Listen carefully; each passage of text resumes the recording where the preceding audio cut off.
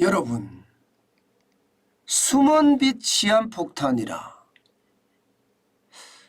도대체 어떤 빛이 또 숨어 있길래 이게 연말을 위험하게까지 만들까요? 바로 이겁니다. 2020년 기준으로 임대차 보증금 잔액이 850조 5,783억입니다. 어마어마한 숫자죠. 물론 임대차 보증금 전체가 이게 숨은 빚은 아닙니다. 전세자금 대출을 받은 것은 이미 가계대출에 포함이 되기 때문에 그 빚만큼은 숨은 빚이 아니에요. 그런데 자력으로 한 거 있잖아. 자력으로. 왜 일반적으로 보면 우리가 전세를 갈 때 내 돈이랑 또 대출금 합쳐서 전세를 가잖아요. 이때 내 돈이라는 거 말입니다. 내 돈이라는 것은요, 어째 보면 임대인 입장, 집주인 입장에서는 내줘야 될 돈이에요. 그죠? 집주인 입장에서는 부채란 말입니다. 부채. 바로 이것까지 계산해야 되는 것은 아닌가. 지금 그렇게 이야기를 하고 있습니다. 그러면 적어도 말입니다. 850조 5,783억 중에 이게 내 돈인 거 있죠. 내 돈. 내 돈인 게 얼마나 될까요? 일단 여기서 내 돈이라고 이야기할 때는요. 적어도입니다. 30%는 차지하지 않겠느냐 이렇게 이야기합니다. 30%. 그러면 임차 보증금 잔액 중에 적어도 말입니다. 240조 이상이 그죠? 240조 이상이 집주인 입장에서는 부채라는 겁니다. 여러분 알다시피 지금 임대보증금을 제대로 돌려주지 못하는 사례가 굉장히 많아졌어요. 집주인은 대출을 못 받으니까요. 그동안 임대보증금을 가지고 썼는데 대출을 못 받으니까 줄 수가 없는 거예요. 이거 빚으로 결국은 되고요. 이게 점점 대출 만기 연장이나 가계부채 이거와 맞물리면요. 펑 하고 터지는 것은 시간 문제다 이렇게 이야기합니다. 문제는 여러분, 문제는 이 임대차 보증금을 제대로 추산하는 곳이 없다는 거예요. 지금 2020년 기준으로 임대차 보증금 잔액이 서울대 김세직 경제학부 교수에 의해서 산출된 거잖아요. 서울경제가 산출한 것도 있습니다. KB국민은행하고요. 이때 보증금 규모 2022년 기준입니다. 2022년. 여기는 1040조 7,577억 원입니다. 1040조 7,577억 원. 물론 여기에서도 적어도 20%에서 30% 정도는 되지 않겠느냐 이렇게 보기는 하는데 좀 적게 잡았을 때는 20%라면 이것도 말입니다. 내돈 확률 내돈 확률이 20%라면 200조 원이 넘는 집주인들이 부채를 지고 있는 거죠. 가계대출에 대한 것은 가계전세대출에 대한 것은 전세를 들어간 사람이 세입자가 은행으로부터 대출을 받았으니까 가계부채로 잡히지만 내 돈을 가지고 집주인한테 준 부분에 대해서는 이게 은행 가계대출이 안 잡히거든요. 그렇기 때문에 이게 숨은 빚이라는 거예요. 이 숨은 빚이 한꺼번에 터지면 저는 굉장히 큰 위협이 될 수도 있다 이렇게 이야기합니다. 당장 말입니다. 여러분.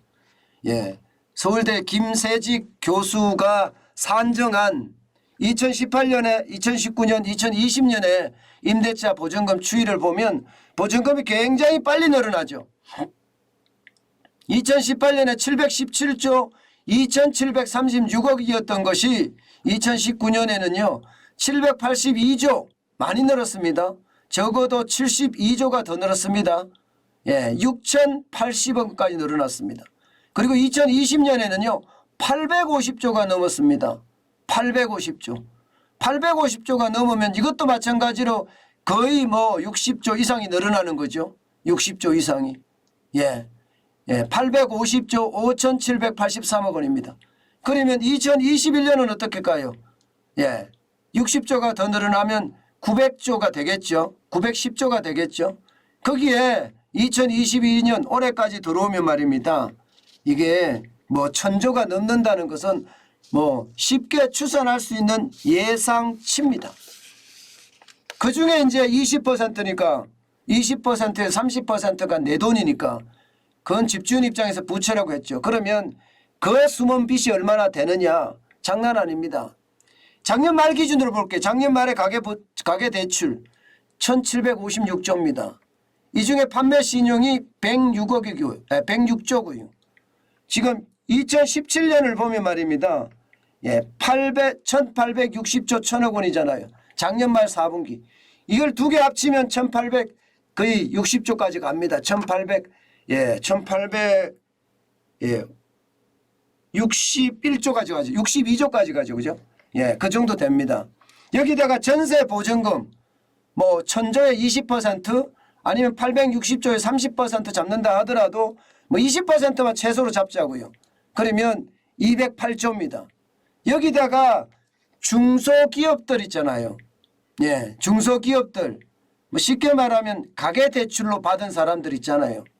예, 중소기업에 일하시는 분들 사장들 가계대출을 많이 받았거든요. 이게 개인사업자 대출로 말입니다. 개인사업자 대출은 총액 기준으로 했을 때는요 960조가 넘지만 여기 이제 가계대출이 포함이 되어 있잖아요. 이 부분을 뺐을 때 430조예요.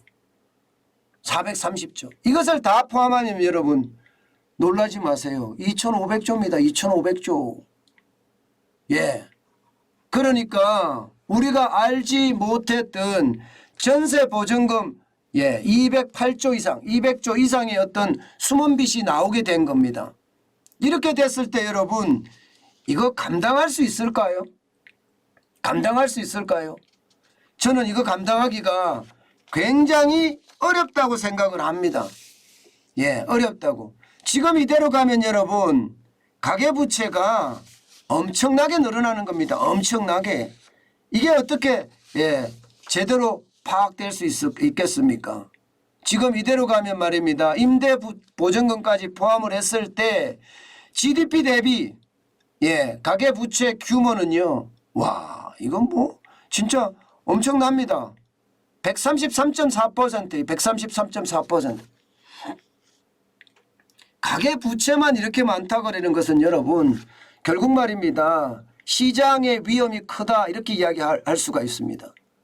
그런데 제가 연말이 위험하다 하고 제목을 달았잖아요. 그 이유는 뭐 여러분도 그래프를 잠깐 보여드렸으니까 짐작을 하셨겠지만 바로 대출 만기 연장하고 붙어버립니다. 대출 만기 연장이 133조 3천억 원인데 이게 9월 말이 만기예요. 9월 말이 133조 3천억이 만기인데 이거 갚아야 되거든요. 이제 어떤 식이든 갚아야 됩니다. 10년에 나눠서 갚든 20년에 나눠서 갚든 갚아야 되고요. 그동안 내지 않은 이자 내야 됩니다. 지금 이거를 내년 또 3월까지 미룬다? 이것은 여러분 윤석열 정부가 저는 시한폭탄을 안고 가는 거라고 생각해요. 절대 그럴 수 없습니다. 그러면 자칫 잘못하면요. 이게 가계대출 때문에 무너져서 후년에 국회의원 선거 있죠. 국회의원 선거에서 전멸할 수도 있습니다. 그렇기 때문에 제가 생각해서는 미루는 것이 아니라 이 시점에서 이거 어떻게 하든 배드뱅크를 만들어 정리를 하든 공적 기금을 만들어 정리하든 정리할 거예요. 정리하게 되면 여러분 옥석 가리기가 시작이 되거든요. 옥석 가리기가 됐을 때 여러분 이게 가계부채하고 맞물리면 연말이 위험하다는 말이 틀릴까요? 저는 틀리다고 생각하지 않습니다. 가계부채도 지금 벌써 2022년 1분기에도 1,859조 4천억 원입니다. 굉장히 많이 늘어났어요. 2017년 문재인 정부 때 시작이 돼서 전체적으로 33.9%가 늘어났고요. 471조 1,000억 원이 늘어났습니다. 어마어마한 게 늘어났습니다. 결국 말입니다. 저는 이것이 터질 수밖에 없지 않겠느냐 하는 예상합니다. 이게 안 터지려고 그러면 미리미리 대비를 해야 되는데 미리미리 대비하기가 지금 굉장히 어렵다 이렇게 생각을 합니다. 왜냐하면 윤석열 정부가 아직도 현실에 대한 것을 정확하게 파악했을까 하는 물음표가 아직도 달리거든요. 예. 이제 조금 빨라지는 건 분명해 보이긴 한데 예를 들어서 물가를 낮추기 위해서 관세의 어떤 0% 관세의 범위를 늘린다든가 부가가치세를 더 낮춰준다든가 법인세를 내려준다든가 뭔가 가시적인 게 보이기는 하는데요. 예. 아직까지 그거 갖고는 안 된다 이런 말씀 전 드리고 싶은 거예요. 예. 쉽게 말하면 시장에는요. 지금 심리가 확실하게 충격을 한번 받아야 돼요. 그래야지 말입니다. 이게 투기가 없어질 거예요. 예. 유동성이 지금 엄청나게 많기 때문에 이게 만약에 예. 계속해서 정부가 안일하게 대응을 하면요. 또 거품 생기고 시장의 분위기는 험악하게 돌아갈 수 있다. 저는 이렇게 생각을 합니다. 만약에 말입니다, 여러분. 결국 이게 가계부채도 이렇게 많죠? 예. 지금 대출 만기 연장도 심각하죠? 그런데 이 전체 가계빚에서 금리도 올라가고 있는 상태잖아요? 만약에 말입니다. 만약에 집값이 떨어지면 어떻게 될까요? 집값이 떨어지면. 집값이 떨어지면요. 이게 임대인 입장에서는 굉장히 곤혹스러운 일이 될 겁니다. 지금도 여러분 지금도 전세 보증금을 제대로 못 내줘서 분쟁 붙는 사례가 굉장히 많이 늘어나고 있거든요. 집값까지 떨어지면요. 그때의 위험은 여러분 상상에 맡기겠습니다. 그만큼 위험의 어떤 폭도 그렇고요. 위험의 깊이도 그렇고요. 굉장히 깊고 넓을 가능성이 있다.